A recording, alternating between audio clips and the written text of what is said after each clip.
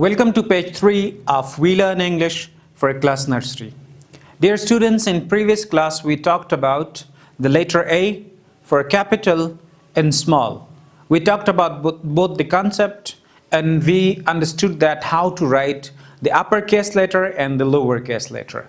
Along with that, we traced an apple and we colored an apple, and we did talk about words that starts with letter A, the initial letter of English alphabet. Today we are going to do a next activity that is tracing, and that is as well about understanding and talking about things that starts with letter A. For example, if you look at the page, you will have something down here, like we have the letter A. So A has some starting points and some ending points. Red dot is always the starting point and an arrow is the ending point. We have to start it from the red dot. For example, I'm starting this from here and I come all the way down, starting from here and come all the way down, and then I make a horizontal line in between that. Same goes with the other one. We do it like this. So this is the way to trace the letter A when it is capital.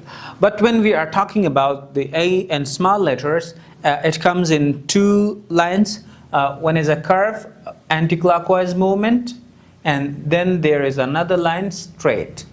This is A in small letters and lowercase letters. We have to understand that. So the first part of this page is to trace the uppercase and the lowercase A letters.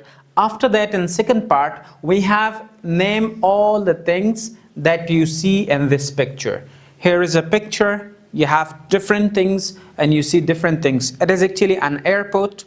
Airport starts with letter A. So let's check that, which things are starting with letter A. For example, aerostas starts with letter A.